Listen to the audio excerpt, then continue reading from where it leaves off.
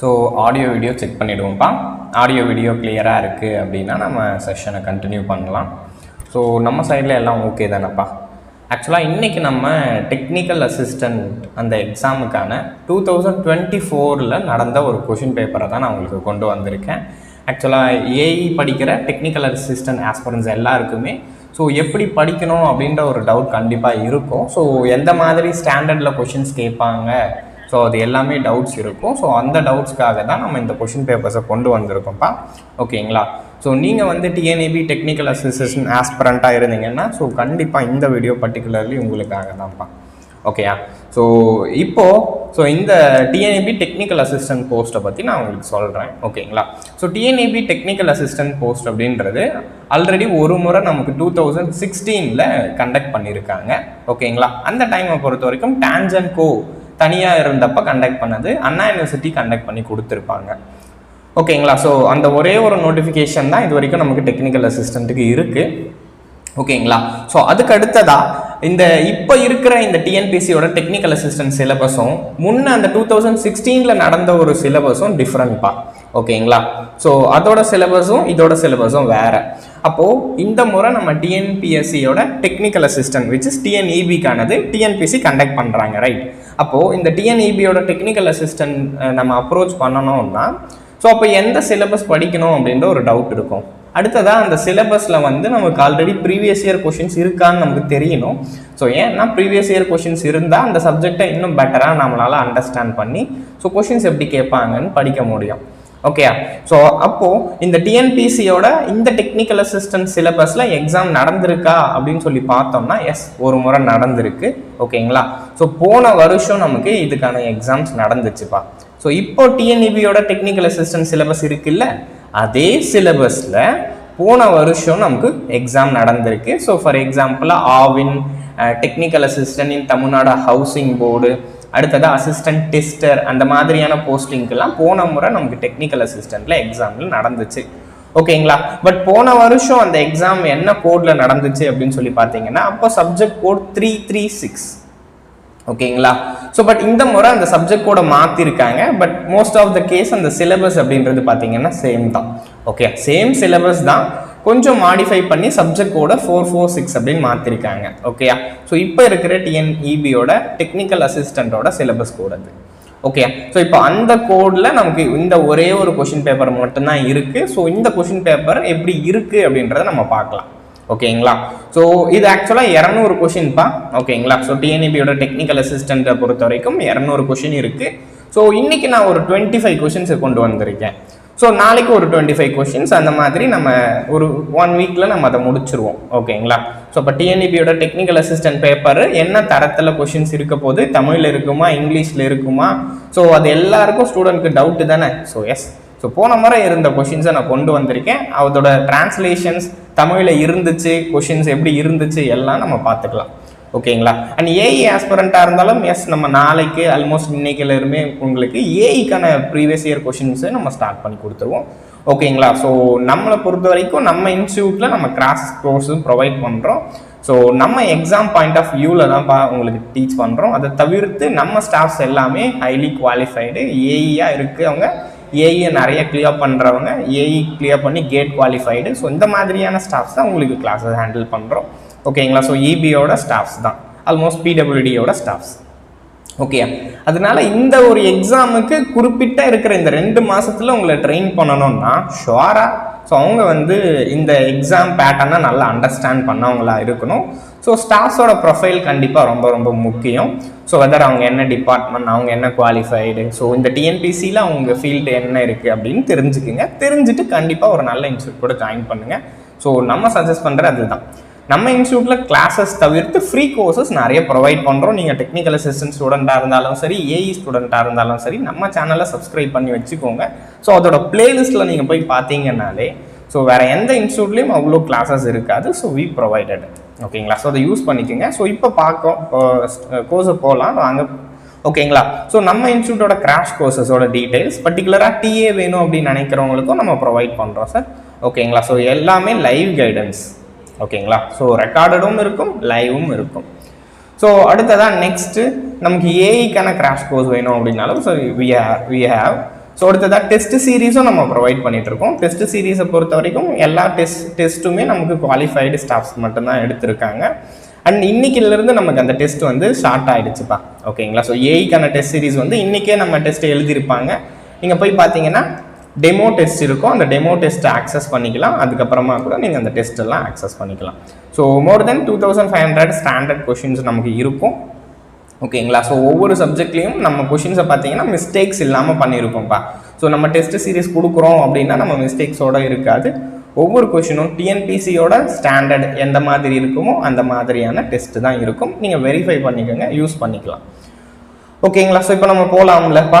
So இதுதான் நம்ம course, நம்ம ஆஃபர் பண்ணுற கோர்சஸ். நம்ம இன்ஸ்டியூட்டை பொறுத்த வரைக்கும் எல்லாமே குவாலிஃபைடு ஸ்டாஃப்ஸ் தான் உங்களுக்கு கிளாஸஸ் எடுக்கிறோம். பிஃபோர் தட் நீங்கள் வந்து கிளாஸஸை செக் பண்ணுங்கள். ஸோ நம்ம ஃப்ரீ கிளாஸஸும் கொடுத்துருக்கோம், அதையும் யூஸ் பண்ணிக்கலாம்.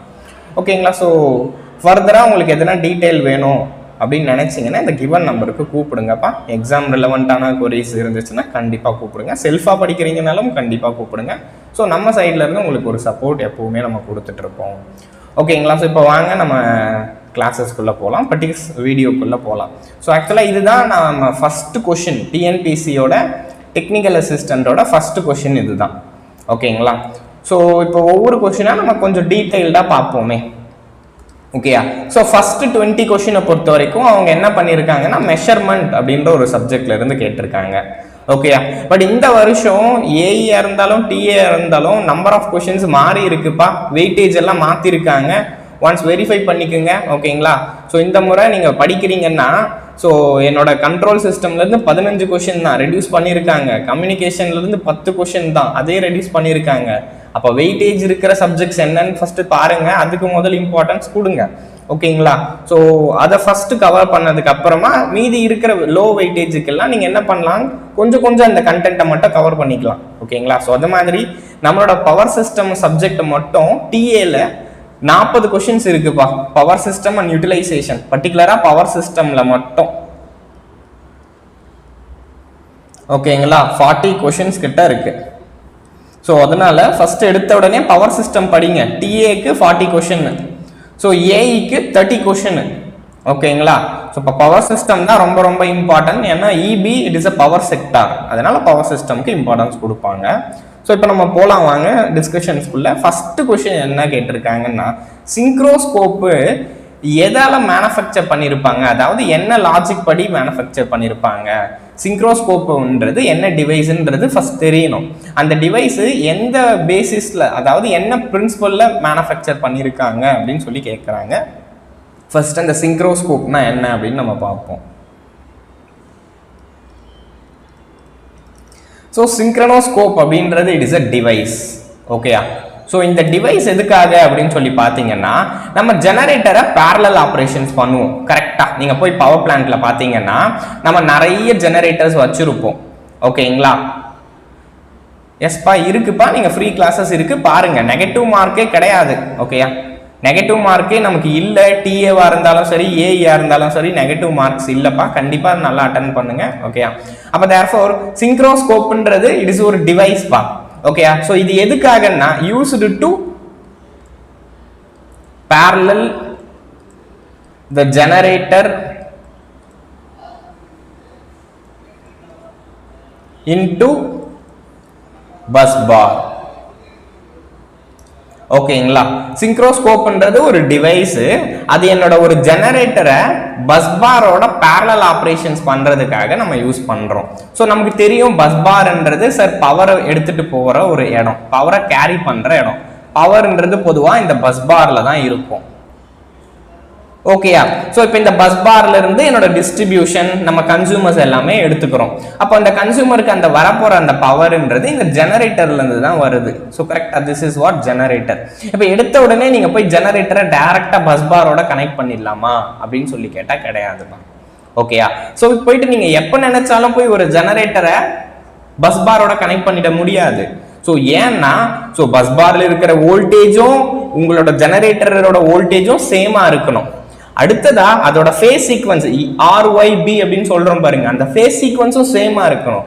அடுத்ததா அதோட ஃப்ரீக்வன்சி, ஸோ ஃப்ரீக்வன்சி சேமா இருக்கணும். இதெல்லாம் மஸ்ட் கண்டிஷன்ஸ். ஓகேங்களா. அதோட மேக்னிடியூடுன்னு சொல்லுவாங்க. அங்கே 340 வோல்ட், அங்கே 440 வோல்ட் இருக்குன்னா உங்களோட ஜெனரேட்டர்ல 440 இருக்கணும். அதே மாதிரி அந்த பஸ் பாரோட ஃபேஸ் சீக்வன்ஸ் RYBன்னா நீங்கள் கொடுக்குற ஜெனரேட்டரோட ஃபேஸ் சீக்வன்ஸ் RYBயா இருக்கணும். ஃப்ரீக்வன்சி 50னா நீங்களும் 50 கொடுக்கணும்ப்பா. ஓகே, புரியுதா? ஸோ இதுதான் என்னோட சிங்க்ரோஸ்கோப்பு. அப்போ இந்த டிவைஸை யூஸ் பண்ணி இவனோட ஃப்ரீக்வன்சியும் செக் பண்ணுறேன். அதே மாதிரி இவனோட வோல்டேஜை செக் பண்ணுறேன். இவனோட ஃபேஸ் சீக்வன்ஸை செக் பண்ணுறேன். இந்த 2 ஃபேஸ் சீக்வன்ஸ், இந்த 3 பேராமீட்டரை செக் பண்ணுறதுக்காக யூஸ் பண்ணுற டிவைஸ்க்கு பேர் தான் சிங்க்ரோஸ்கோப். ஓகே, ஸோ இப்போ இந்த சிங்க்ரோஸ்கோப்பை நம்ம எத்தனை டைப் கண்டிஷன்லனா மேனுஃபேக்சர் பண்ணலாம்?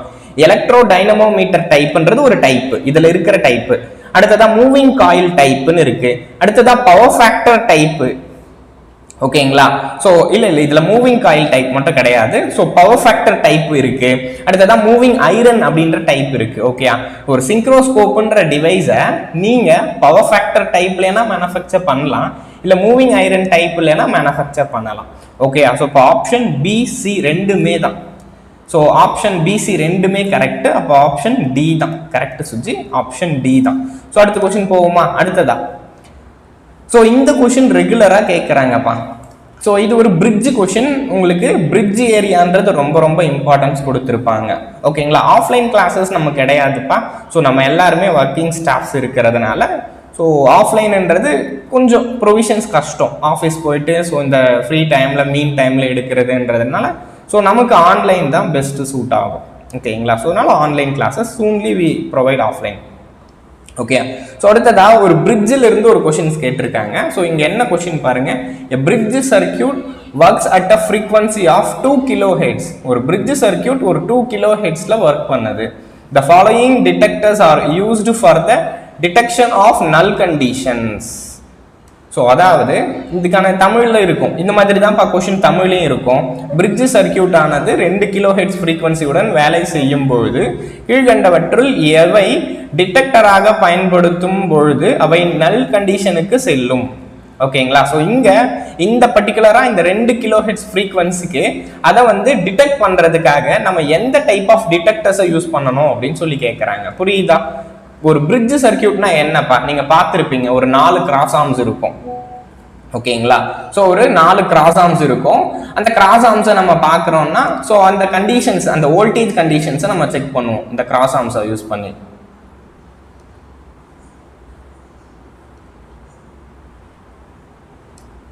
ஓகேயா. ஸோ இது என்னோட இதுதான் டிடெக்டர். நல் டிடெக்டர், தட் இஸ் டிடெக்டர். ஓகேயா. ஸோ இப்போ இந்த இடத்துல இருக்கிற சப்ளையை நம்ம இங்கே கொடுத்துருப்போம். ஓகேயா. ஸோ இந்த இடத்துல மேபி நம்ம AC whatever the supply we give, ஏசியோ டிசியோ ஏதோ ஒரு சப்ளையை கொடுத்துருப்போம். ஸோ இது என்னோட பிரிட்ஜ் சர்க்கியூட். ஓகேயா. ஸோ இந்த பிரிட்ஜோட பேலன்ஸ்டு கண்டிஷன் அப்படின்ற ஒரு கண்டிஷனை நம்ம செக் பண்ண போகிறோம். ஸோ அதாவது பேலன்ஸ்டு கண்டிஷன்னா இந்த ஆர்மோட வோல்டேஜும் இந்த ஆர்மோட வோல்டேஜும் சேமாக இருக்கா இல்லையா அப்படின்றத நம்ம செக் பண்ணுறோம். ஸோ அதுக்காக இங்கே we are using the detectors. இங்கே யூஸ் பண்ணுறதுக்கு பேர் தான் டிடெக்டர்ஸ். ஓகேங்களா. ஸோ இங்கே நம்ம கொடுக்குறப்போ ஒரு சப்ளை டிசி சப்ளையாக இருந்துச்சுன்னு வச்சுக்கோங்களேன். So whether it is a DC supply is DC, நம்ம என்ன டிடெக்டர் யூஸ் பண்ணுறோம்? ஓகே, சப்ளை இஸ் டிசி, இங்கே என்ன டிடெக்டரை யூஸ் பண்ணுறோம் அப்படின்னு சொல்கிறேன். ஏன்னா this is very very important regular question. So ஒரு சப்ளை டிசியாக இருக்கிறப்போ அதுக்கு என்ன மாதிரியான டிடெக்டர்ஸை யூஸ் பண்ணுறோம்னா that is d'Arsonval galvanometer.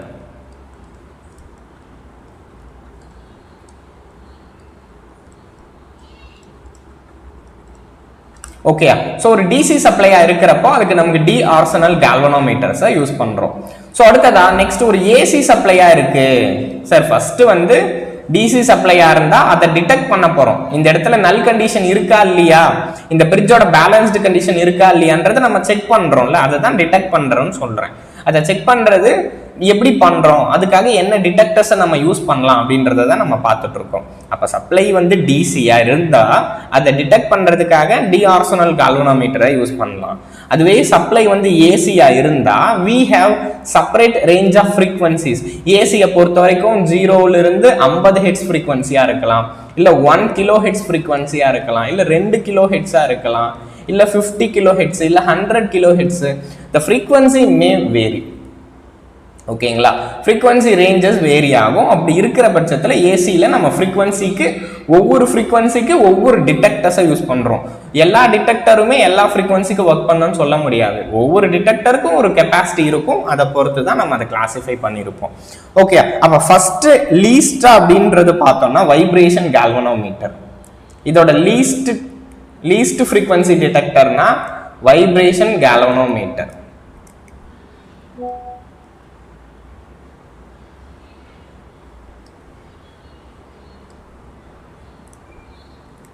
So ஏசியில் ஃபஸ்ட்டு என்ன ரேஞ்ச் ஆஃப் ஃப்ரீக்வன்சின்னா 5 ஹெட்ஸ் டு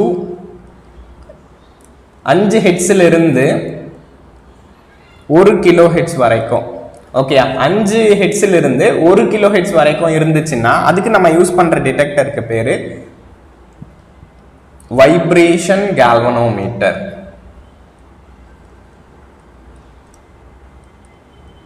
ஓகேங்களா. ஸோ ரெண்டாவது 250 ஹெட்ஸில் இருந்து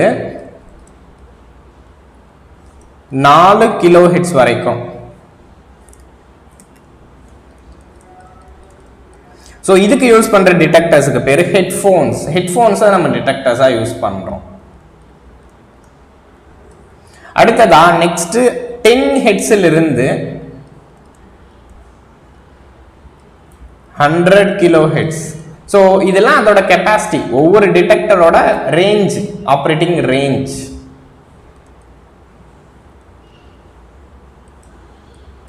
$100 கிலோ ஹெட்ஸ். ஸோ இதுக்கு நம்ம என்ன யூஸ் பண்றோம்னா டியூன்ட் ஆம்பிளிஃபையர்.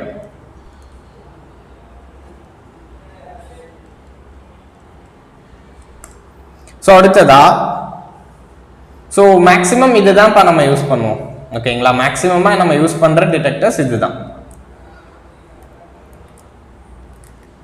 ஸோ இப்போ பாருங்க, என்னோட இந்த கிவன் கொஷனுக்கு இப்போ போங்க. இந்த கிவன் கொஷனுக்கு போயிட்டு ஸோ நமக்கு என்ன ஃப்ரீக்வன்சி கொடுத்துருக்காங்க அப்படின்னு போய் பாருங்களேன். இந்த given question the bridge works at a frequency of 2 kilohertz. So 2 கிலோஹெட்ஸுக்கு என்னோட எந்த பிரிட்ஜ் வந்து ஒர்க் பண்ணுதுன்னு பாருங்க. பட் ஆனால் ஆப்ஷன்ல அவங்க ரெண்டு பிரிட்ஜ் கொடுத்துருக்காங்க. ஒன்று வைப்ரேஷன் கேல்வனோமீட்டர், இன்னொன்று ஹெட்ஃபோனு டியூன்டு ஆம்பிளிஃபையர். அப்போ 2 ஆப்ஷனும் இருக்கு. ஸோ அப்போ நம்ம அதை தான் நம்ம போயிட்டு அதை செக் பண்ணணும்.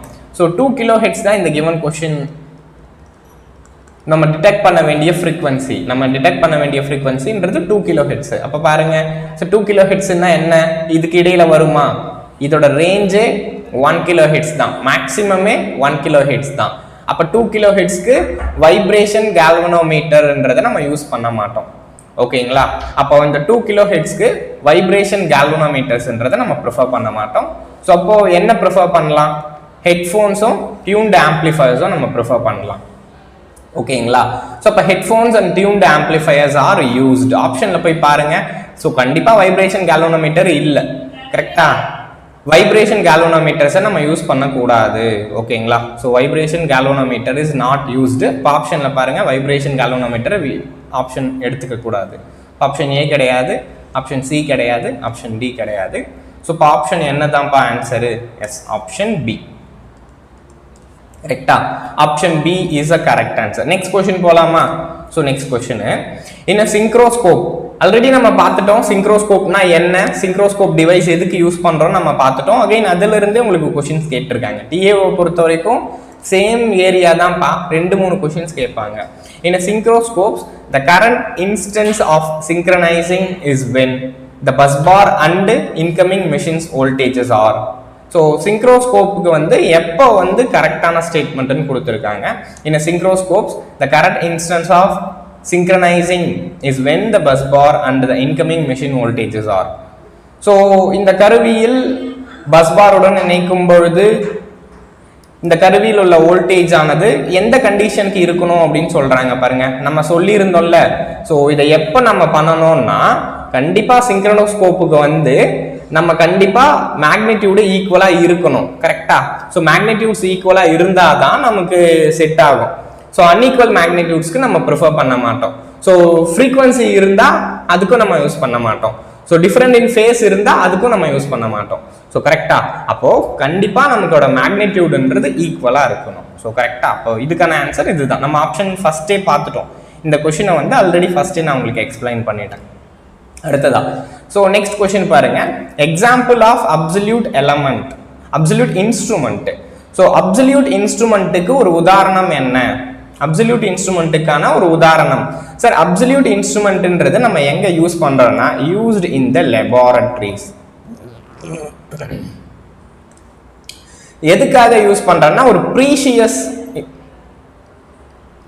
ப்ரீஷியஸ் ரெக்கார்டிங் பண்றோம், ப்ரீஷியஸ் மெஷர்மெண்ட் பண்றோம். ஒரு ப்ரீஷியஸான வேல்யூவை நம்ம மெஷர் பண்றோம். ஓகேயா, ஒரு ப்ரீஷியஸ் வேல்யூஸை மெஷர் பண்றதுக்காக யூஸ் பண்ற எக்யூப்மெண்ட்டுக்கு பேர் தான் absolute equipments, absolute instruments. So நம்ம அதுக்கு ஒரு எக்ஸாம்பிளா என்ன சொல்லலாம்னா டான்ஜென்ட் கேல்வனோமீட்டர். டான்ஜென்ட் கேல்வனோமீட்டர்ன்றது என்ன example for the absolute instrument. ஓகேங்களா, டான்ஜென்ட் கேல்வனோமீட்டர் வந்து தெரியல. ஓகே சுஜி, நான் அந்த சைட்ல எழுதல, ஸோ இந்த சைட்ல எழுதுறேன். டான்ஜென்ட் கேல்வனோமீட்டர்ன்றது it is an example for absolute instrument. இந்த டான்ஜென்ட் கேல்வனோமீட்டரை பொறுத்த வரைக்கும் சார் அதால டைரக்டா என்னால ரீடிங் எடுக்க முடியாது. இந்த அப்சல்யூட் இன்ஸ்ட்ருமெண்டால டைரக்டா ஒரு ரீடிங்கை காமிக்க முடியாது. நீங்க நார்மலா லேப்ல பார்த்துருப்பீங்கல்ல, நம்ம நார்மல் காலேஜ்ல பாத்தீங்கன்னா ஒரு ரீடிங்ஸ் இருக்கும், அதுல ஸ்கேல் இருக்கும், 1 2 3 4 5 அந்த மாதிரி ஸ்கேல்ஸ் இருக்கும்.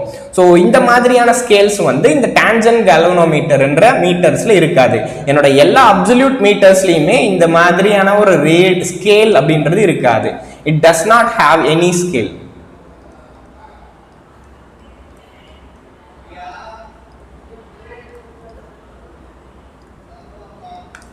ஓகேங்களா, இதுல நமக்கு எந்த ஸ்கேல்ஸுமே இருக்காது சார். அப்போ இதை வச்சு டைரக்டா என்னால ரீடிங் எடுத்துட முடியாது. நார்மலா இருக்கிற ஒரு பர்சன் இதை வச்சு உங்களால ரீடிங் எடுக்க முடியாது. ஸோ அப்போ இது வேணும்னா அதோட ஆங்கிள் ஆஃப் டிஃப்ளெக்ஷனை தனியா நம்ம கண்டுபிடிப்போம். கண்டுபிடிச்சு அதுக்கு ஒரு மேத்தமெட்டிக்கல் கால்குலேஷன்ஸ் கொடுத்ததுக்கு அப்புறமா தான் ரீடிங்கே எனக்கு கிடைக்கும்.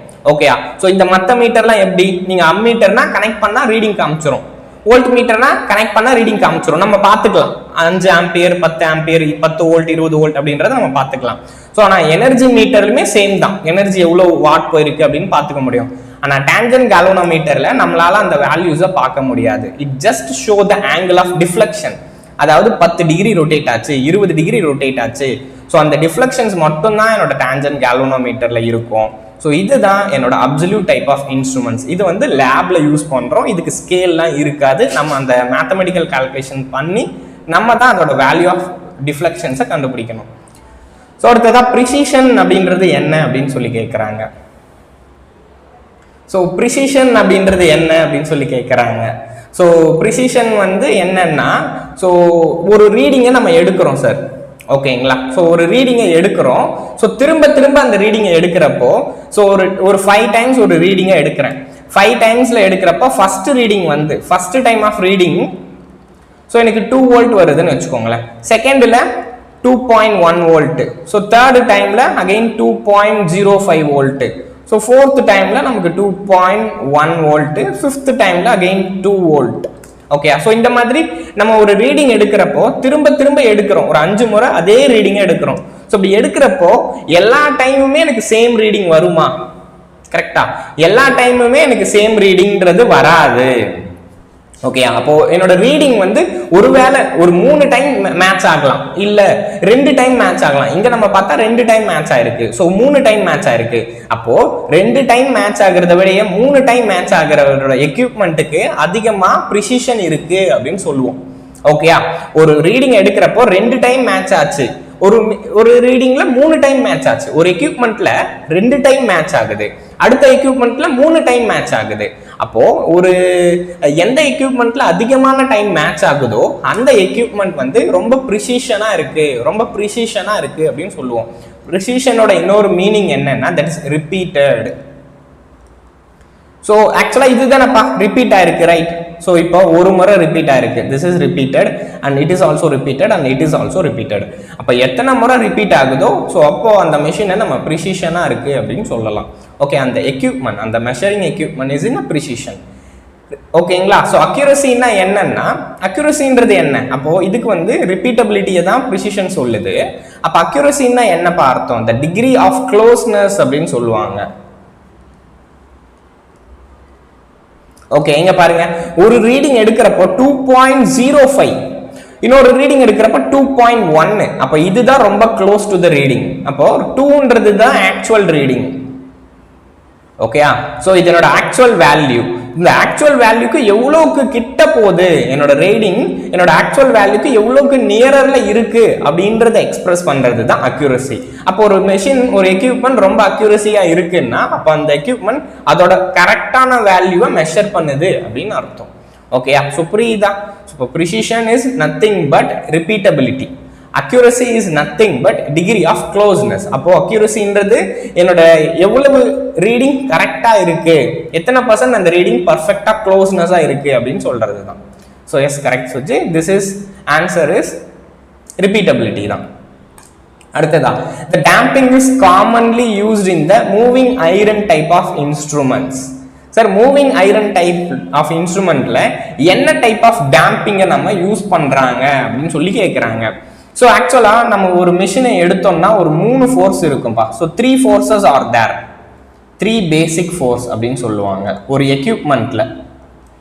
நீங்க ஒரு அம்மீட்டர் வாங்குறீங்கன்னா அந்த அம்மீட்டரா இருக்கட்டும், ஒரு வோல்ட் மீட்டரா இருக்கட்டும், அதுல ஒரு 3 பேசிக் ஃபோர்ஸஸ் இருக்கும். ஸோ ஒன்று என்ன அப்படின்னு சொல்லி பார்த்தீங்கன்னா அந்த எக்யூப்மெண்ட்டோட ரீடிங்கை மூவ் பண்றதுக்காக இருக்கிற ஒரு ஃபோர்ஸ். ஓகேயா? ஸோ அடுத்த ஃபோர்ஸ் என்னன்னா அந்த ஃபோர்ஸை அப்போஸ் பண்ற மாதிரி ஒரு ஃபோர்ஸ். ஓகேயா?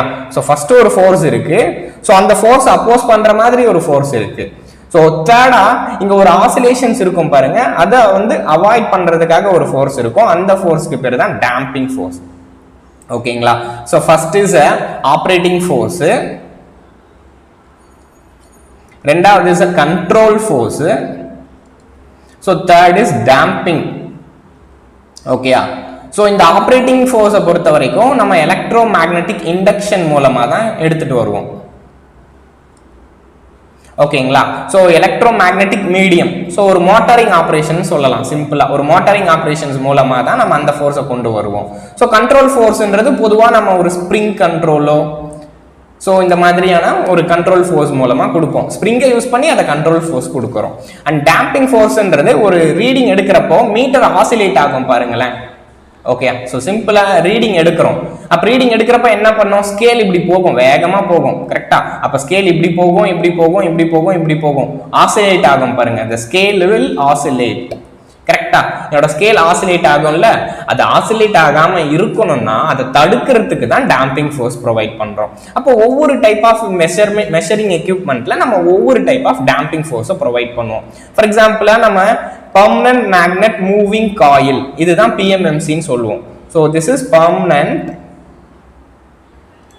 magnet moving coil. so இதுல நம்ம என்ன யூஸ் பண்ணுவோம் அப்படின்னு சொல்லி கேட்பாங்க. so இதை பொறுத்த வரைக்கும் எடி கரண்ட் டேம்பிங்கை யூஸ் பண்ணுவோம். ஓகேயா? செகண்ட் என்னோட மூவிங் ஐரன் டைப், அது மூவிங் காயில்னு சொல்லுவாங்க, இது moving iron second type. So moving iron டைப்ல நம்ம என்ன டைப் ஆஃப் ஃப்ரிக்ஷன் யூஸ் பண்றோம்னா ஏர் ஃப்ரிக்ஷன். ஓகேங்களா? ஸோ அப்போ இதுக்கான ஆன்சர் இஸ் ஏர் ஃப்ரிக்ஷன் தான் correct. So eddy current damping எங்க யூஸ் பண்றோம்னா it is in PMMC, permanent magnet moving coil. அப்போ என்னோட ஃப்ளூயிட் ஃப்ரிக்ஷன்ஸ் எங்க யூஸ் பண்றோம்னா சப்ஸ்டேஷன்ஸ்ல யூஸ் பண்றோம். ஸோ எங்கே ரொம்ப ப்ரீஷியஸ் மெஷர்மெண்ட் தேவைப்படுதோ ஸோ அந்த இடத்துல தான் நம்ம ஃப்ளூயிட் ஃப்ரிக்ஷனை யூஸ் பண்ணுறோம். ஓகே, அடுத்ததா the dynamometer type of moving coil instrument can be used. நம்ம கிளாஸ்ல பார்த்துறோம். So first type of instrument இப்போ தானே பார்த்தோம்ப்பா, PMMCன்னு சொல்கிறேன். கரெக்டா? ஒரு மெஷர் அப் பண்றதுக்காக ஒரு 3 டைப் இன்ஸ்ட்ருமெண்ட் இருக்கு. ஸோ ஒரு பவரையோ கரண்ட்டையோ வோல்டேஜோ நீங்க மெஷர் பண்ண போறீங்க. அதை மெஷர் பண்றதுக்கு நம்ம கிட்ட ஒரு 3 டைப் ஆஃப் இன்ஸ்ட்ருமெண்ட் இருக்கு. ஒன்னு PMMC அப்படின்னு சொல்றோம். ஸோ ரெண்டாவது மூவிங் ஐரன் அப்படின்னு சொல்றோம். ஸோ மூணாவது that is EMMC, electro magnet dynamometer அப்படின்னு சொல்லுவோம். இதுக்கு பேர் தான் EMMC. ஓகேயா? So டைனமோமீட்டர் type. ஸோ இந்த 3 டைப் ஆஃப் எக்யூப்மெண்ட் நம்ம யூஸ் பண்றோம். இந்த 3 டைப் ஆஃப் எக்யூப்மெண்ட்டை யூஸ் பண்ணி தான் நம்ம current, voltage, power factor, energy எல்லாமே மெஷர் பண்றோம். ஓகே, ஸோ இந்த 3 தான் யூஸ் பண்ற ஒரு எக்யூப்மெண்ட்ஸ், நம்ம நார்மலா யூஸ் பண்ற டே டு டே லைஃப்ல யூஸ் பண்ற எக்யூப்மெண்ட்ஸ். ஸோ PMMC பொறுத்த வரைக்கும் it is used for only DC. Okay, so இது ஒன்லி ஏசி. ஸோ ஆனால் இஎம்எம்சி இருக்கான் பாருங்க, இவன் ஏசி அண்ட் டிசி ரெண்டுத்துக்குமே யூஸ் ஆகும். ஓகேயா, it is used both AC and DC. Okay, இங்க பாருங்க, electro dynamometer type of instrument can be used. அப்போ எலக்ட்ரோ டைனமோ வகை மூவிங் காயில் கருவிகள் டேஷை அளவிட உதவுகிறது. அப்போ டிசி கரண்ட் ஒன்லி தப்பு. டிசின்னா அதுக்கு பேர் பிஎம்எம்சி, ஏசி மட்டும் அப்படின்னு சொன்னா அதுக்கு பேர் எம்ஐ. ஸோ டிசி அல்லது ஏசின்னு சொல்லக்கூடாது, அல்லது கிடையாது. ஸோ டிசி ஆஸ் வெல் ஆஸ்னா என்ன, ரெண்டுமே யூஸ் பண்ணலாம். Okay, we can prefer both the equipments. ஓகேங்களா. ஸோ நெக்ஸ்ட் பாருங்க, the sensitivity of the voltmeter is. So ஒரு வோல்ட்மீட்டரின் சென்சிட்டிவிட்டி என்பது, சென்சிட்டிவிட்டின்றது என்னன்னு கேட்குறாங்க. சார் என்ன சொல்லலாம், நான் ஒரு வோல்ட்மீட்டர் வச்சிருக்கேன், அந்த வோல்ட்மீட்டருக்கு ரொம்ப கம்மியான கரண்ட்டை நான் கொடுப்பேன், ஆனாலும் அந்த வோல்ட்மீட்டர் எனக்கு டிஃப்ளெக்ஷனை கொடுக்கணும். டிஃப்ளெக்ஷன்னா என்ன, வோல்ட்மீட்டர் ஆசிலேட் ஆகும், அதாவது ரீடிங்கை காமிக்கணும் சிம்பிளா.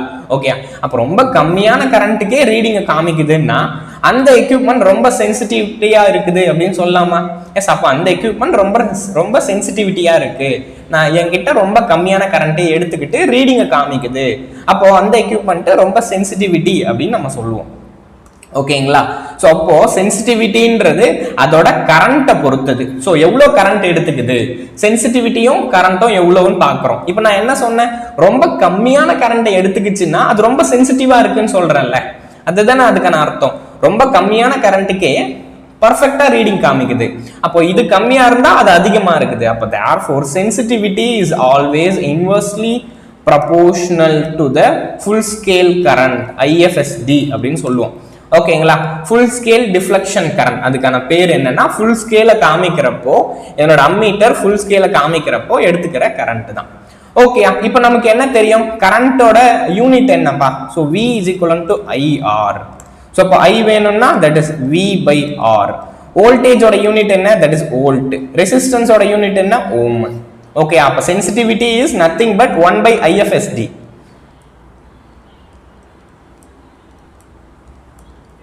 ஒன் பை, இப்போ அதை அப்படியே எழுதிக்கங்க, V by ஓம்னு எழுதிக்கங்க.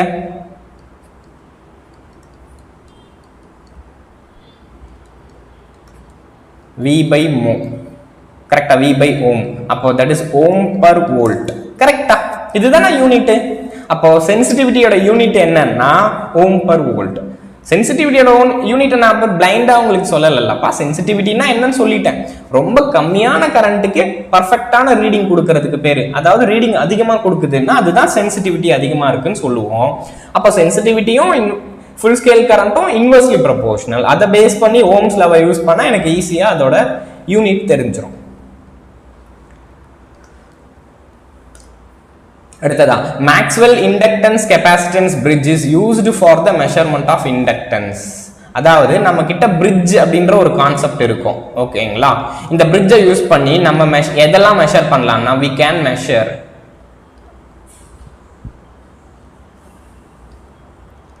resistance, so second inductance,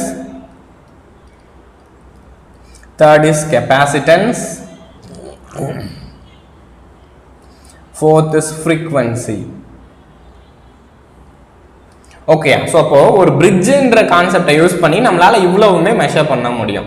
ஓகேங்களா, ரெசிஸ்டன்ஸ் மெஷர்மெண்ட்னா அதுக்கு ஒரு சில பிரிட்ஜஸ் யூஸ் பண்றோம்.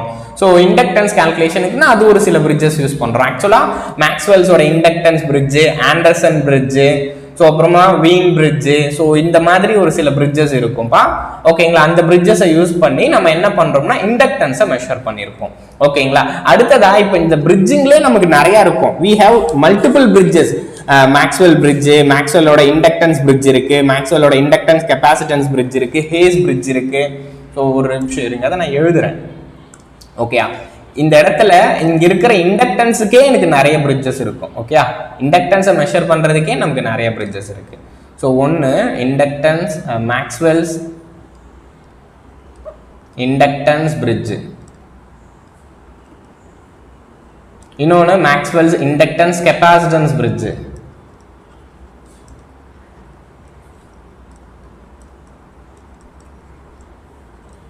அடுத்ததா ஹேஸ் பிரிட்ஜ்,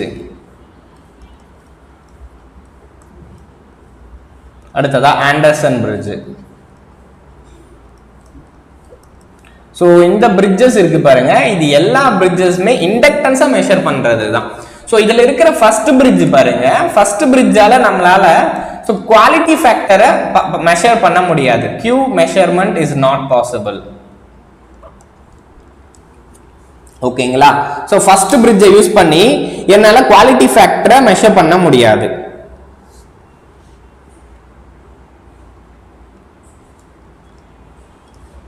ஓகேங்களா? ஸோ இதில் என்னால் மெஷர் பண்ண முடியும், இதுலேயும் என்னால் மெஷர் பண்ண முடியும். ஸோ இப்போ என்னோட மேக்ஸ்வெல்ஸ் பிரிட்ஜ் இருக்கு பாருங்க, ஸோ இது என்னோட பர்டிகுலரா மீடியம் குவாலிட்டி ஃபேக்டர்ஸை மெஷர் பண்ண முடியும். மீடியம் குவாலிட்டி இருக்கிற ஒரு காயில்ஸோட குவாலிட்டி ஃபேக்டர்ஸை மெஷர் பண்ண முடியும். ஹேஸ் பிரிட்ஜ்ன்றது high. Okay, this is for medium Q. So இது வந்து ஹை குவாலிட்டி ஃபேக்டர்ஸ் இருக்கிற காயில்ல மெஷர் பண்ணலாம். ஓகேயா? ஸோ இங்க நமக்கு கொஸ்டின்ல எது கேட்டாங்க? they are asking the measurement of Maxwell's inductance capacitance bridge மூலமா எதை மெஷர் பண்ண முடியும் தான் கேட்குறாங்க. ஸோ லோ கிடையாது, இட் இஸ் அ மீடியம். கரெக்டா? ஸோ இது என்னோட மீடியம். ஸோ ஹைன்றது ஃபார் ஹேஸ் பிரிட்ஜ் பா. ஓகேங்களா? ஹேஸ் பிரிட்ஜுக்கு தான் ஹை. ஓகேயா? S, correct. நெக்ஸ்ட் எல்லாரும் கரெக்டாக ஆன்சர் பண்றீங்க. we will go to the next question. So அடுத்ததான் நெக்ஸ்ட் இன் ஆண்டர்சன். இப்போ தானே பார்த்தோம் ஆண்டர்சன் பிரிட்ஜ் மூலமா எதை மெஷர் பண்ணலாம்? we can measure inductance. So Anderson பிரிட்ஜுக்கு இன்னொரு பேர் இருக்கும்பா, திஸ் இஸ் 5 point bridge. ஓகேயா? ஆண்டர்சன் பிரிட்ஜோட வேற பேர் என்னன்னா தட் இஸ் 5 point bridge ன்னு சொல்லுவோம். ஸோ இப்போ ஆண்டர்சன் பிரிட்ஜ் மூலமா எதை மெஷர் பண்ண போறோம்னா இண்டக்டன்ஸை தான் கண்டுபிடிக்க முடியும். ஓகேயா? ஸோ அப்போ Anderson in Anderson bridge the unknown self inductance, கரெக்டா? The unknown self inductance is measured in terms of by a fixed dash and dash with the comparison. அதாவது இங்க என்ன சொல்றாங்கன்னா ஆண்டர்சன் பிரிட்ஜ்ல நம்ம ஒரு ஃபிக்ஸ்டு கெபாசிட்டன்ஸை வச்சிருப்போம். அந்த ஃபிக்ஸ்டு கெபாசிட்டன்ஸை பேஸ் பண்ணி தான் என்னோட அந்த தெரியாத இண்டக்டன்ஸை கண்டுபிடிக்க முடியும். ஓகேயா? ஆண்டர்சன்ல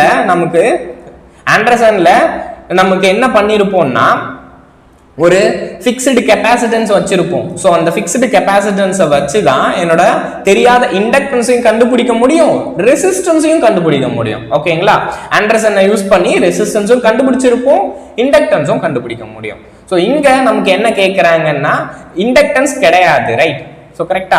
இந்த இடத்துல கெபாசிட்டன்ஸ் கிடையாது, தெளிவா எனக்கு தெரியும். ஏன்னா Anderson bridge is suitable only for the inductance.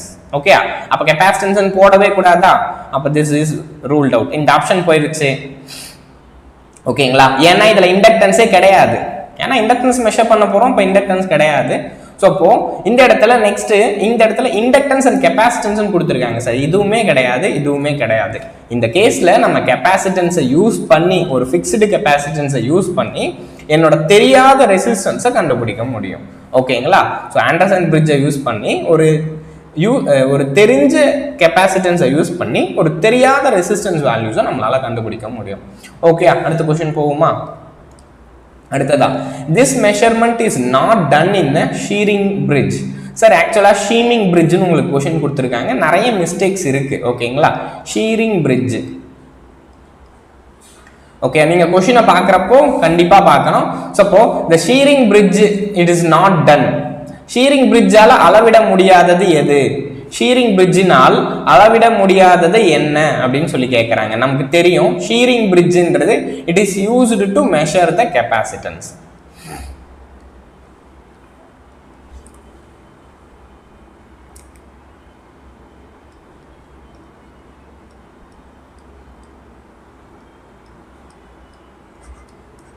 Okay, so it is used to measure mainly capacitance.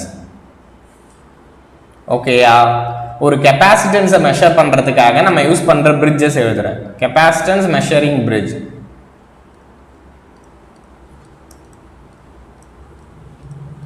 கெபாசிட்டன்ஸை measure பண்றதுக்காக De Sauty bridge, modified De Sauty.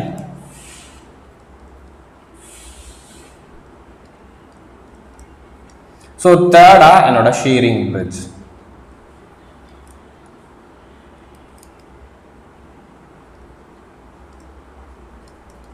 So இந்த 3 பிரிட்ஜை யூஸ் பண்ணி நம்மளால கெப்பாசிட்டன்ஸை மெஷர் பண்ண முடியும். Yes, most of the cases capacitance மட்டும் measure பண்ண முடியாது, அதை யூஸ் பண்ணி என்னோட டைஎலக்ட்ரிக் லாஸையும் மெஷர் பண்ணலாம். அடுத்தது அதோட பெர்மிட்டிவிட்டி. ஸோ அந்த கெப்பாசிட்டர்ல என்ன யூஸ் பண்ற அந்த பெர்மிட்டிவிட்டி என்ன. ஓகேயா, ஸோ ஷீரிங் பிரிட்ஜை யூஸ் பண்ணி கெப்பாசிட்டன்ஸ், டைஎலக்ட்ரிக் லாஸ், பெர்மிட்டிவிட்டி எல்லாமே மெஷர் பண்ண முடியும்ப்பா. ஓகே, இங்க கேட்கறது விச் இஸ் நாட் அப்படின்னு சொல்றாங்க. ஓகேங்களா, ஸோ ஷீரிங்னா கெப்பாசிட்டன்ஸ் மெஷர்மெண்ட் தான். ஓகேயா, அப்போ Schering bridge is done by அளவிட முடியாதது. ஷீரிங் பிரிட்ஜால எதை மெஷர் பண்ண முடியாது? Yes, resistance. It does not measure high resistance. ஓகேயா, ஏன்னா இது ஒரு கெப்பாசிட்டன்ஸ் மெஷர்மெண்ட் பிரிட்ஜ். ஓகேயா, இதால ரெசிஸ்டன்ஸை மெஷர் பண்ண முடியாது. அப்போ ஷீரிங் பிரிட்ஜால மெஷர் பண்ண முடியாததுன்னா ஹை ரெசிஸ்டன்ஸ். ஓகே, கெப்பாசிட்டன்ஸையோ டைஎலக்ட்ரிக் லாஸோ பெர்மிட்டிவிட்டியோ எல்லாமே என்னால் மெஷர் பண்ண முடியும். ஸோ அடுத்ததான், with the help of dash instrument can be used for measurement of high voltage and high currents. அதாவது ஒரு லார்ஜ் வோல்டேஜ் அண்ட் லார்ஜ் கரண்ட்டை நீங்கள் மெஷர் பண்ண போறீங்க, அதுக்காக யூஸ் பண்ணுற எக்யூப்மெண்ட்டுக்கு பேர் என்ன? ஓகேயா, ஒரு ஹை வோல்டேஜ் ஹை கரண்ட்டை மெஷர் பண்ண போறதுக்காக யூஸ் பண்ற எக்யூப்மெண்ட்டுக்கு பேர் என்ன sir? Voltage divider. Voltage divider or surge டிவைடர்ன்றது என்னோட லைட்னிங் ஸ்ட்ரைக் இருக்கு பாருங்க. ஓகேங்களா, லைட்னிங் வோல்டேஜை கிரவுண்டுக்கு சென்ட் பண்றதுக்காக யூஸ் பண்றோம். ஓகேயா, ஸோ அப்போ இது ஷோரா கிடையாது. ஓகே, வோல்டேஜ் டிவைடர்ன்றது லைட்னிங் வருதுன்னா அதை வந்து கிரவுண்டுக்கு அந்த லைட்னிங்கை கொடுக்கறதுக்காக யூஸ் பண்றோம். ஸோ அடுத்ததா டிரான்ஸ்டியூசர்ன்றது என்னப்பா? டிரான்ஸ்டியூசர் இட் கன்வெர்ட்ஸ் a நான் எலக்ட்ரிக்கல்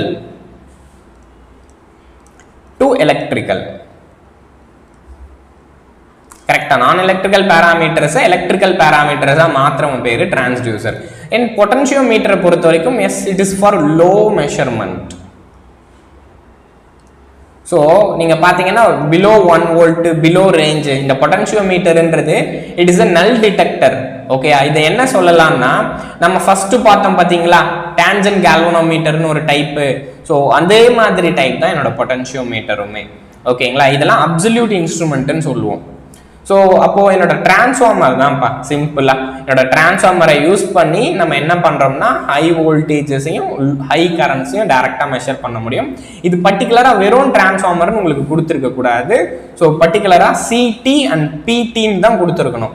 ஓகேங்களா, கரண்ட் டிரான்ஸ்ஃபார்மர் அப்படின்னு கொடுக்கணும். உங்களுக்கு வெறும் டிரான்ஸ்ஃபார்மர்னு கொடுத்துருக்காங்க, but most of the other options correct கிடையாது. கரெக்டா, சிடின்னா கரண்ட் டிரான்ஸ்ஃபார்மர், பிடின்னா பொட்டன்ஷியல் டிரான்ஸ்ஃபார்மர், வோல்டேஜை மெஷர் பண்றது.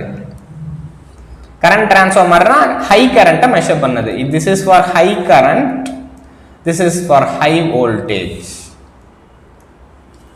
ஓகேங்களா, சிடின்றது that is for the high current measurement, பிடின்றது that is for the high voltage measurements. So இங்க என்ன கேட்குறாங்க? ஹை கரண்ட் ஹை வோல்டேஜ் தானே, அப்போ சிடி பிடின்னு கொடுத்துருக்கணும். ஆனால் உங்களுக்கு காமனா டிரான்ஸ்ஃபார்மர்னு கொடுத்துருக்காங்க. That's it. அப்போ டிரான்ஸ்ஃபார்மர் தான் ஆன்சர் பண்ண முடியும். ஓகே, அடுத்த क्वेश्चन போவோம். So dash is the total power delivered or consumed.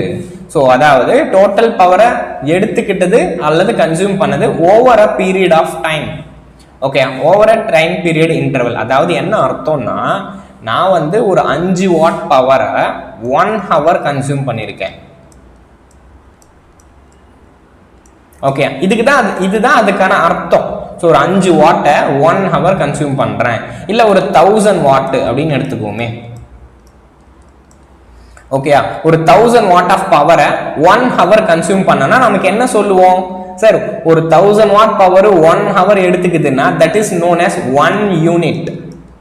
So இப்போ நீங்கள் இபியில் ஒர்க் பண்ண போறீங்கல்ல, ஸோ அப்போ நம்ம என்ன பண்ணுவாங்க, நம்ம வீட்லேயே யூனிட்ல தான் சொல்லுவோம் ரீடிங்கை.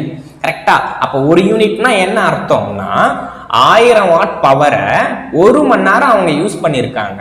ஓகேங்களா, ஸோ ஒரு 1000 வாட் பவரை 1 மணி நேரம் யூஸ் பண்ணியிருக்காங்க, இல்லைன்னா மேபி கொடுத்துருக்கலாம். ஓகேங்களா, வாட் எவர் இபி நமக்கு கொடுத்ததுனால பவர் டெலிவர்டு, நம்ம அவங்க கிட்ட வாங்கினதுனால பவர் கன்சியூம்டு. ஓகே, ஸோ இதுதான் என்ன சொல்லுவோம், நம்ம அதை எனர்ஜின்னு சொல்லுவோம். இப்போ நம்ம வீட்டில் வெளியே பார்த்தீங்கன்னா ஒரு மீட்டர் இருக்கும், எனர்ஜி மீட்டர்ன்னு தான் சொல்லுவோம் அதை. கரெக்டா?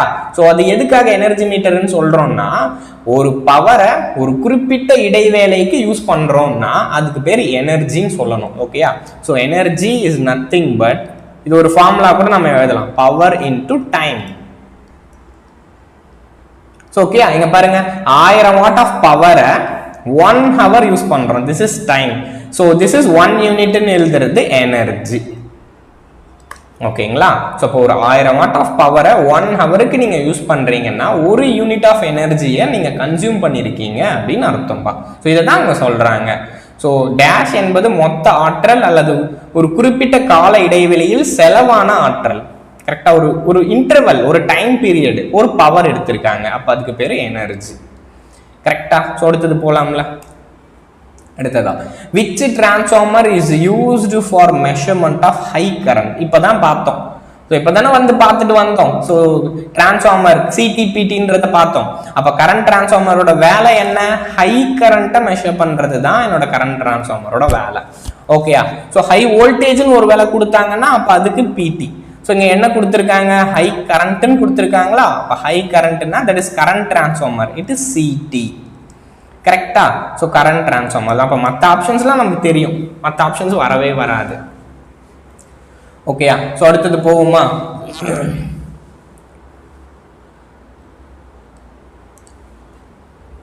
ஆர்மேச்சரோட, மெஷினோட ஆர்மேச்சர், அதுக்கப்புறமா சீரியஸ் ஃபீல்டு வைண்டிங்.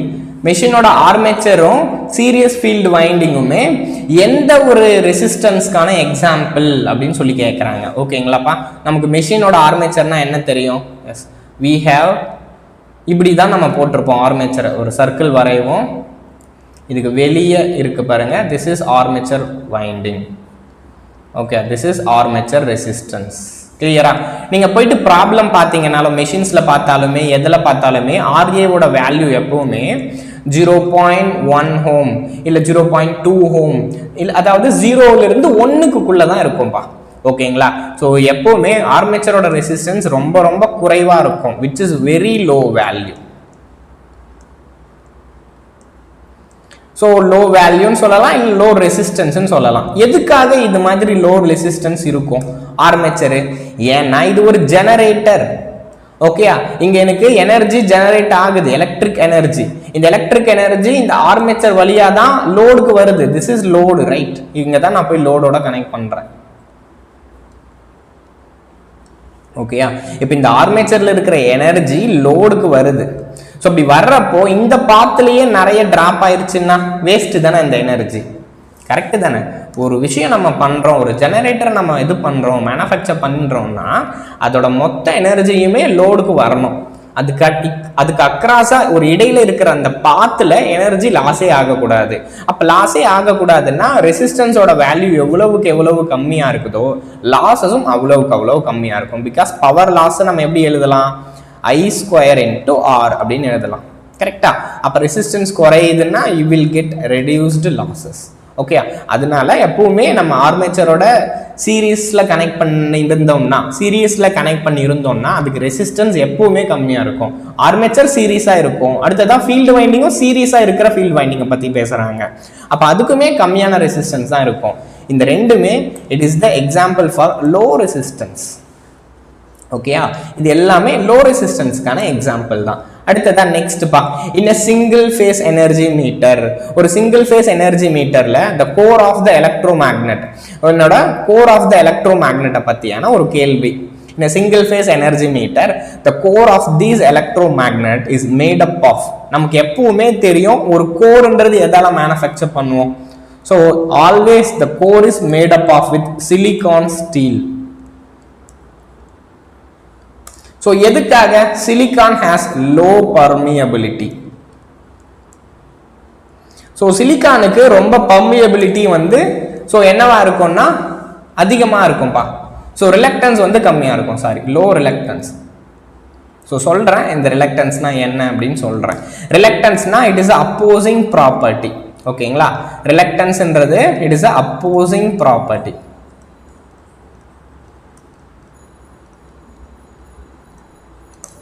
ஓகேயா? அப்போ ஒரு ஃப்ளக்ஸ் ஒரு மெஷின் எடுத்தீங்கனாலே ஃப்ளக்ஸ் வந்து போகணும், நிறைய ஃப்ளக்ஸ் போகணும். அப்போ அந்த ஃப்ளக்ஸ் அப்போஸ் பண்ணாமல் இருக்கணும்னா அதுக்கு ரொம்ப ரொம்ப கம்மியான அப்போசிங் ப்ராப்பர்ட்டி இருக்கணும்.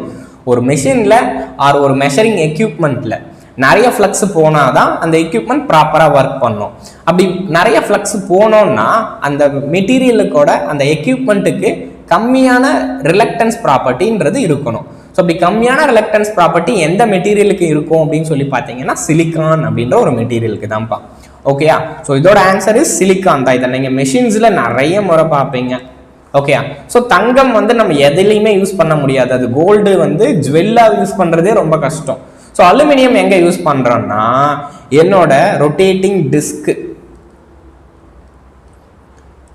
ஸோ எங்கெல்லாம் என்னோட டிஸ்க் ரொட்டேட் ஆகுது, எனர்ஜி மீட்டரில் பார்த்தீங்கன்னா ரொட்டேட் ஆகும். இதுக்கு முன்னாடி எல்லாம் நம்ம வீட்டுக்கு வெளியே ஒரு எனர்ஜி மீட்டர் இருக்கும், அதில் ஒரு டிஸ்க் ரொட்டேட் ஆகிட்டே இருக்கும், ஒரு பிளேட் மாதிரி ரொட்டேட் ஆகிட்டே இருக்கும் பாருங்க. அந்த ரொட்டேட்டிங் டிஸ்கை தான் நம்ம அலுமினியமில் செய்வோமே தவிர ஸோ வேற எதையும் நம்ம அலுமினியமில் செய்ய மாட்டோம். ஸோ இதுக்கு பின்னாடி சில லாஜிக்கல் ரீசன்ஸ் இருக்கும், அதை நம்ம கிளாஸஸில் பார்த்துருப்போம்.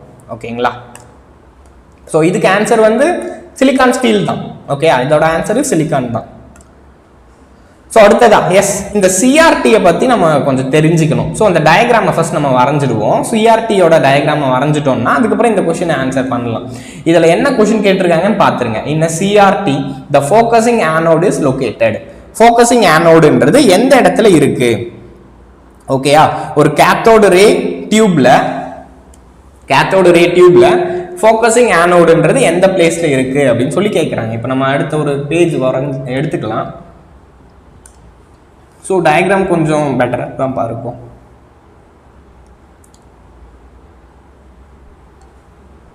ஸோ இப்படி தான் இருக்கும் நமக்கு சிஆர்டி. சிஆர்ஓ அப்படின்னு நம்ம பார்ப்போம். கரெக்டா? நீங்கள் லேப்ல பார்த்துருப்பீங்க, சிஆர்ஓ அப்படின்னு ஒரு எக்யூப்மெண்ட் பார்த்துருக்கீங்களா? ஸோ இந்த மாதிரி வெளியே ஒரு இது மாதிரி இருக்கும். ஸோ இதில் ஸ்க்ரீன் இருக்கும், இந்த இடத்துல தான் நம்ம பார்ப்போம். ரைட், இங்கே ஒரு வேவ் ஃபார்ம்ஸ் போயிட்டு இருக்கிற மாதிரி இந்த மாதிரி இருக்கும். இதை தான் நம்ம ரீடிங் எடுப்போம், இதை தான் நம்ம ரீடிங்காக எடுப்போம். கரெக்டாக? ஆக்சுவலாக அதுக்கு பேர் தான் சிஆர்ஓ, கேத்தோடு ரே ஆசிலோஸ்கோப் அப்படின்னு சொல்லுவாங்க. ஸோ அதுக்குள்ளே தான் நம்ம சிஆர்டி யூஸ் பண்ணுறோம். இப்போ ஒரு வேவ் வருது அப்படின்னு நம்ம பார்த்தோம்ல, அந்த வேவை ப்ரொடியூஸ் பண்ணுறதுக்காக சிஆர்டி யூஸ் பண்ணுறோம். கேத்தோடு ரே டியூப் அப்படின்னு சொல்லுவாங்க.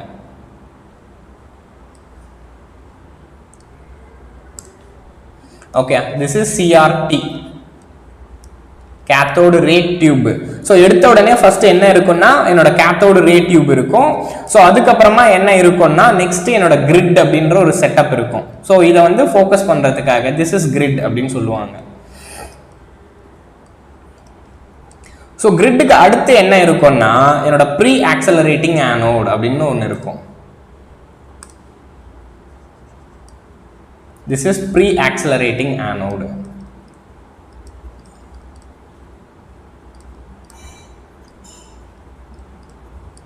ஓகே, ப்ரீ ஆக்சலரேட்டிங் ஆனோடுக்கு அப்புறமா ஃபோக்கஸிங் ஆனோடுன்னு ஒன்று இருக்கும்.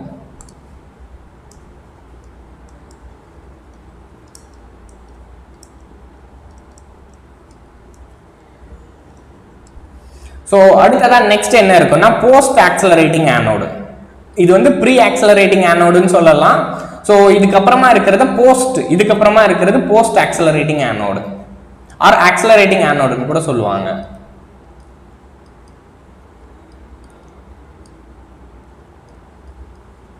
ஓகே, ப்ரீ ஆக்சலரேட்டிங் ஆனோட், அடுத்ததா இருக்கிறது ஃபோக்கஸிங் ஆனோடு, அதுக்கு அடுத்ததா இருக்கிறது போஸ்ட் ஆக்சலரேட்டிங் ஆனோடு, அதுக்கப்புறமா என்னோட vertical deflections plate, horizontal deflections பிளேட்னு ரெண்டு பிளேட் இருக்கும். ஓகே, ஸோ நெக்ஸ்ட் நீங்க பாத்தீங்கன்னா we have vertical deflections plate.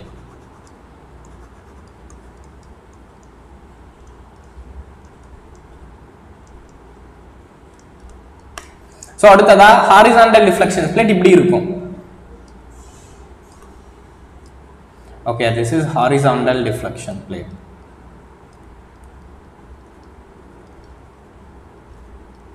Actually இதுதான் ஸ்கிரீன். ஓகே, சிஆர்டி நீங்க பார்த்திருப்பீங்கல்ல லேப்ல, சிஆர்ஓ. ஸோ அதோட ஸ்கிரீன் பா. ஓகே, இப்போ இந்த கொஸ்டினுக்கு வருவோம். இந்த கொஸ்டின்ல என்ன கேட்டிருக்காங்கன்னு பாருங்க. யூ வில் கெட் ஆன்சர்னா. ஸோ இப்போ இந்த கொஸ்டின்ல என்ன சொல்லியிருக்காங்க, என்ன கேட்டிருக்காங்க? Yes, Suresh Gopi, எல்லாமே ஆன்சர் கரெக்டாக பண்ணுறீங்க. So the focusing anode is located in between the focusing anode is located in between எங்கே இருக்கு? The pre-accelerating anode and accelerating anode. கரெக்டா? pre-accelerating anodeக்கும் accelerating anodeக்கும் இடையில் focusing anode என்பது உள்ளது. தெளிவா? ஸோ கிளியரா? அப்போ மற்றதெல்லாம் தப்பு. அதனால ஒரு டயக்ராம்ல இருந்து பேசிக்கா நீங்க எல்லாமே தெரிஞ்சுக்கங்க. அடுத்து பாருங்க, டிஏவை பொறுத்த வரைக்கும், டெக்னிக்கல் அசிஸ்டன்ட் எக்ஸாமை பொறுத்த வரைக்கும் நீங்க ஒரு டாபிக்கை படிக்கிறீங்கன்னா தெளிவா படிக்கணும்பா. ஸோ அதுல ப்ராப்பரா நீங்க படிக்கலன்னு வச்சுக்கோங்களேன், ஆன்சரே பண்ண முடியாது. இவங்க வந்து எந்த ஏரியாலன்னா கேட்பாங்க, ஓகேயா, எந்த ஏரியாலன்னா கேட்பாங்க. ஆனா 2 கொஸ்டின் 3 கொஸ்டினே கேட்பாங்க. பாருங்க, சிஆர்ஓல இருந்து முன்ன ஒரு கொஸ்டின் கேட்டாங்களா, இப்போ என்ன கேட்டிருக்காங்க, the main part of the CRO. சிஆர்ஓவோட முக்கிய பகுதி எது?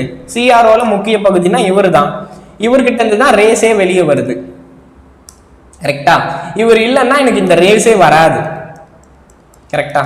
So this is the important main. CRT தான் இதோட ஹார்ட் ஆஃப் சிஆர்ஓன்னா சிஆர்டின்னு சொல்லுவோம். ஓகேயா? ஸோ சாரிப்பா. எஸ். ஸோ அப்போ மெயின் பார்ட் ஆஃப் த சிஆர்ஓன்றது that is cathode ray tube. அந்த கேத்தோட ரேஸை ப்ரொடியூஸ் பண்ற என்னோட டியூபுக்கு பேர் தான் cathode ray tube. So clear தானே? நெக்ஸ்ட் போலாமா? நெக்ஸ்ட் ஆர்டிடின்றது என்ன அப்படின்னு சொல்லி கேட்குறாங்க. எஸ், நமக்கு தெரியும் ஆர்டிடின்றது it is a type of transducer. ஆர்டிடியோட எக்ஸ்பான்ஷன் ஃபர்ஸ்ட் எழுதலாமா?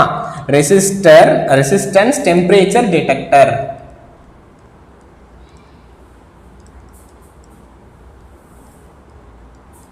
கரெக்டா?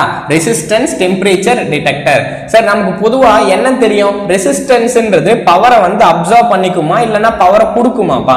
Resistance will always absorbs the power. கரெக்டா? Resistance always absorb power. ஓகேயா? Resistance will always absorbs power. அப்ப எதெல்லாம் பவர் அப்சர்வ் பண்ணுதோ அதுக்கு பேரு தான் பாசிவ். ஓகேயா? பவர் அப்சர்வ் பண்றதுக்கு பேரு பாசிவ். அப்ப தேர்ஃபோர் இதை வந்து நம்ம கிளாசிஃபை பண்ணுவோம். ஒரு டிரான்ஸ்டியூசரை நம்ம கிளாசிஃபை பண்ணுவோம். ஃபர்ஸ்ட் ஆக்டிவ் டிரான்ஸ்டியூசர், அடுத்ததா பாசிவ் டிரான்ஸ்டியூசர்ஸ் அப்படின்னு பிரிப்போம். ஆக்டிவ் டிரான்ஸ்டியூசர்னா அதுக்கு தேவையான பவரை அதுவே தயாரிச்சுக்கும். லைக் சோலார் பேஸ்டில் இருக்கிறது, அது எல்லாமே ஆக்டிவ் டிரான்ஸ்டியூசர்ஸ்.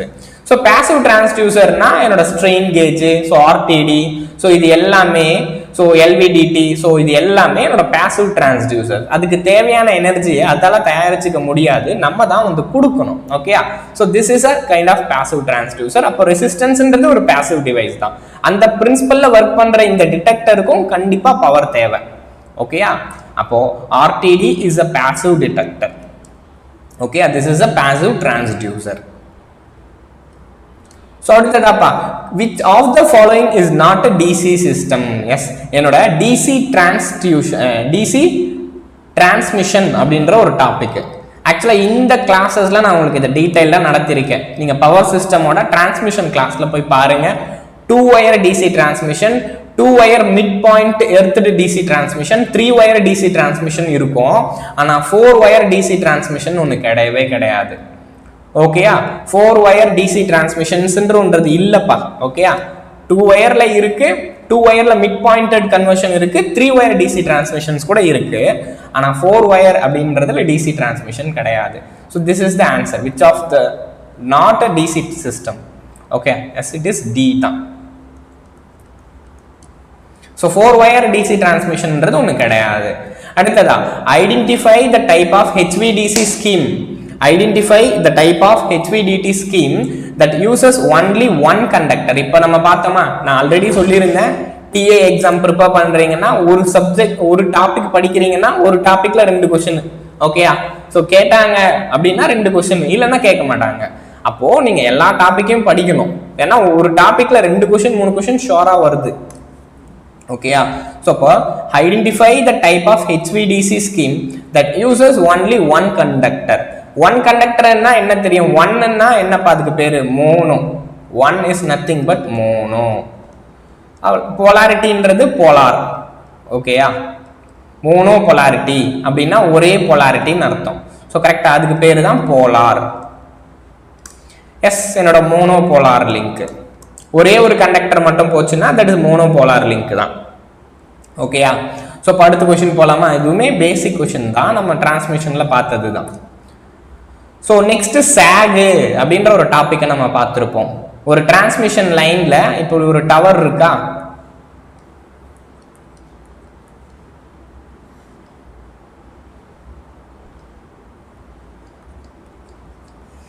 இந்த மாதிரி ஒரு டவர் இருக்கு, இதுல ஒரு டிரான்ஸ்மிஷன் வயரும் போயிட்டு இருக்கு. ஓகே, ஃபர்ஸ்ட் கேஸ்ல என்னோட டிரான்ஸ்மிஷன் வயர் இப்படி இருக்கு.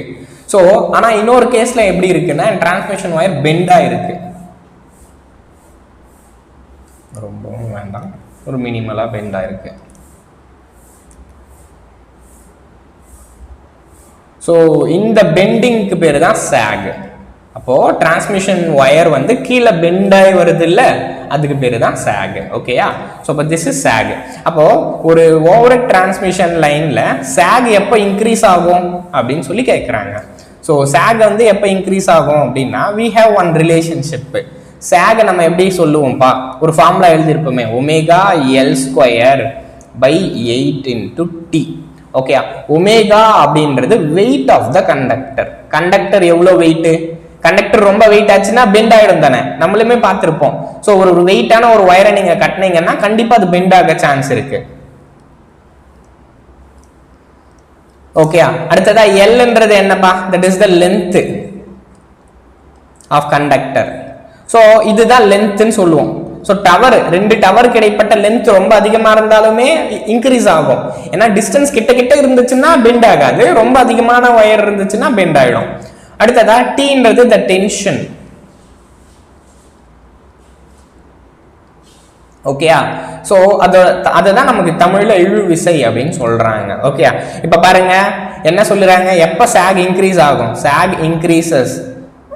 ஸோ சாக் இன்க்ரீஸ் ஆகணும்னா ஃபர்ஸ்ட் வெயிட் இன்க்ரீஸ் ஆயிருக்கணும் அண்டு லென்த் இன்க்ரீஸ் ஆயிருக்கணும். ஆனா இங்க என்ன சொல்லியிருக்காங்க, டென்ஷனை தான் கேட்குறாங்க.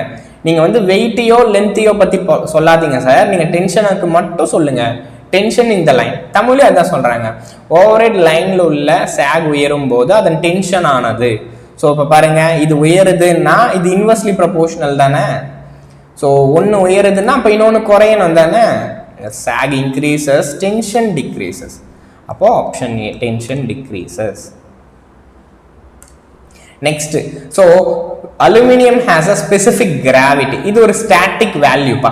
சில வேல்யூஸ் இருக்கும், அலுமினியமுக்கு இருக்கும், காப்பருக்கு இருக்கும். இந்த மாதிரியான பேராமீட்டரை மட்டும் நீங்க மனப்பாடம் பண்ற மாதிரி இருக்குமே தவிர இது எல்லாமே கான்செப்ட் தான்.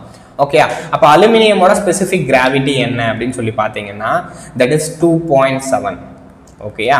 ஸோ அலுமினியமோட ஸ்பெசிஃபிக் கிராவிட்டி அப்படின்றது 2.7. Yes Dinesh, correct. அடுத்ததா லாஸ்ட் கொஸ்டின் பா. Up to this 25 question complete ஆயிடுது. ஓகே, அடுத்த 25 கொஸ்டின் அடுத்தடுத்த டிஸ்கஷன்ஸ்ல பார்ப்போம். The temperature increases produces which of the following effect on transmission? வெப்பநிலை அதிகமாகும் போது டிரான்ஸ்மிஷன் லைனை எந்த விதத்தில் பாதிக்கிறது அப்படின்னு சொல்லி கேட்குறாங்க. ஓகேயா? ஸோ ஒரு வெப்பம் உயருது, ஒரு டெம்பரேச்சர் அதிகமாகுது அப்படின்னா என்ன ஆகும் சார்? ஒரு ஒயருக்கு என்ன ஆகும்? ஒரு ஒயர் இருக்கு, அந்த ஒயரை நீங்க என்ன பண்றீங்க? ஹீட் பண்றீங்க. அப்ப அதோட டென்ஷன்ன்றது என்னவாகும்? ஷியோரா டிக்ரீஸ் ஆகும். ஓகே, ஒரு ஒயரை ஹீட் பண்றப்ப டென்ஷன் டிக்ரீஸ் ஆகும். அப்படின்னா என்ன அர்த்தம்னா, சிம்பிளா சொல்றேன், ஒரு இரும்பு கம்பி கூட எடுத்துக்கோங்க. இரும்பு கம்பி நார்மலா இருக்கிறப்போ, நார்மல் டெம்பரேச்சர்ல உங்களால பெண்ட் பண்ண முடியுமா? முடியாது. ஆனா அதை பெண்ட் பண்ணணும்னா என்ன பண்ணுவாங்க? ஹீட் பண்ணுவாங்க, ரைட்? அதை போய் ஹீட் பண்ணுவாங்க. ஹீட் பண்ண உடனே டைரக்டா பெண்ட் ஆயிடும். அப்ப அதுக்கு என்ன அர்த்தம்? நம்ம ஹீட் பண்றப்போ அதுல டென்ஷன் குறையுது, அந்த டென்ஷன் குறையிறதுனால சோ என்னோட கண்டக்டர் பெண்ட் ஆகுது. ஓகே, அப்ப whenever temperature increases tension decreases. Okay, tension decrease ஆச்சுன்னா என்ன தெரியும்? இப்பதான் நான் அந்த ஃபார்முலா எழுதிருக்கேன், omega L square by 8. So அப்போ டென்ஷன் டிக்ரீசஸ், சாக் இன்க்ரீசஸ். அப்போ சாக் இன்க்ரீசஸ். அவ்வளோதான் சார், ஆன்சர் பார்த்தோமா, போட்டுட்டு சூப்பராக போயிடலாம். ஸோ டிப்ளமோ எக்ஸாம்ஸ் ஈஸிப்பா, ரொம்ப ரொம்ப ஈஸியாக உங்களால் 170 180 கொஸ்டின்ஸ் போட்டுக்க முடியும். ஓகே, இப்போ பார்த்த 25 கொஸ்டின்லேயே எந்த கொஸ்டின் டேட்டா மாதிரி இருந்துச்சு? இது ஒரு டேட்டா, அவ்வளவுதான். இது எல்லாமே கான்செப்ட். ஸோ கான்செப்ட் உங்களுக்கு தெரிஞ்சிச்சுன்னா ஈஸியாக அடிச்சுட்டு போயிடலாம். அப்போ இதுக்கு ஆப்ஷன் என்ன இருக்குது? Tension decreases. Yes, tension decreases, sag increases. Option C தான்ப்பா. அப் டு திஸ் கிளியர் தானேப்பா? ஓகேயா? ஸோ இதே மாதிரி நம்ம ஏஐக்கான டிஸ்கஷன்ஸையும் தொடரலாம். ஓகேயா? ஸோ இந்த டிஸ்கஷன்ஸ் உங்களுக்கு யூஸ்ஃபுல்லாக இருந்துச்சுன்னா கண்டிப்பாக இந்த வீடியோக்கு ஒரு லைக் பண்ணிவிடுங்கப்பா. அண்ட் உங்கள் ஃப்ரெண்ட்ஸ் எக்ஸாம்ஸ்க்கு யாராச்சும் ப்ரிப்பேர் பண்ணுறாங்க, அவங்களும் பிகினராக இருக்காங்கன்னா கண்டிப்பாக அவங்களுக்கு ஷேர் பண்ணுங்கள். ஓகேயா? ஸோ இந்த எக்ஸாமை கிளியர் பண்ணனா ஒரே ஒரு ஸ்ட்ராட்டஜி தான்ப்பா. நீங்கள் இன்ஸ்டியூட் சேரணுமா? கிடையாது. ஃபஸ்ட்டு சிலபஸை தெரியணும். ஓகேயா? சிலபஸை பிரிண்ட் அவுட் எடுத்து வச்சுக்கோங்க. ஏஇன்னா ஏஇ, டிஏன்னா டிஏ. அதுக்கப்புறமா அதுக்கான ரிசோர்ஸஸ் எங்கே இருக்குன்னு பாருங்க. அதை ஃபர்ஸ்ட் படிங்க. லேட்டரான உங்களுக்கு கைடன்ஸ் வேணும் அப்படின்னு நினைச்சா இன்ஸ்டியூட்டு. ஸோ இல்லை நம்மளே படிக்க முடியும்னா கண்டிப்பாக பண்ணலாம். கண்டிப்பாக நம்ம இன்ஸ்டியூட்டில் அதுக்கு நிறைய ப்ரொவிஷன்ஸ் கொடுக்குறோம். ஸோ கண்டிப்பாக படிங்க. ஸோ அடுத்த ஒரு இயரில் கண்டிப்பாக எல்லாருமே கவர்மெண்ட் ஆஃபீஸராக ஆகிறதுக்கான வாழ்த்துக்கள்ப்பா. அடுத்த ஒரு வீடியோஸில் நம்ம பார்ப்போம். அண்ட் இந்த மாதிரி உங்களுக்கு கிளாஸஸோ வேறு ஏதோ திங்ஸ் வேணும்னா நம்ம சேனலை சப்ஸ்கிரைப் பண்ணி வச்சுக்கோங்க. So you will get the things daily. ஓகேங்களா? ஸோ ஆல்ரெடி நம்ம கவர் பண்ணியே வச்சுருக்கோம் மேம். அதுவுமே இருக்குது. நம்ம உங்களுக்கு ரிவிஷன்ஸும் கொடுப்போம். ஓகேங்களா? ரிவிஷன்ஸும் நம்ம உங்களுக்கு கொடுப்போம். ஸோ அடிஷ்னல் கிளாஸஸும் உங்களுக்கு இருக்கும். ஓகேங்களா? ஸோ இந்த ஷார்ட் ஸ்பேன் ஆஃப் டைமில் நம்ம எப்படி படிக்க வைக்க முடியுமோ ஸோ அதுக்கு நம்ம டீம் வந்து கைட் பண்ணுவாங்க. ஓகே, நம்ம கிளாஸஸை பொறுத்த வரைக்கும் எல்லாமே குவாலிஃபைடு ஏஇ. ஓகேங்களா? ஸோ இபிலையாக இருக்கணும், பிடபிள்யூடி. ஸோ இதிலிருந்து தான் நம்ம கிளாஸஸ் ப்ரொவைட் பண்ணுறோம். ஸோ இந்த பர்டிகுலராக வீடியோஸ், இந்த மாதிரி வீடியோஸ் வேணும்னா நம்ம சேனல் சப்ஸ்கிரைப் பண்ணலன்னா பண்ணி வச்சுக்கோங்கப்பா. ஸோ அடுத்த ஒரு வீடியோவில் நம்ம மீட் பண்ணுவோம். ஸோ தேங்க்யூப்பா.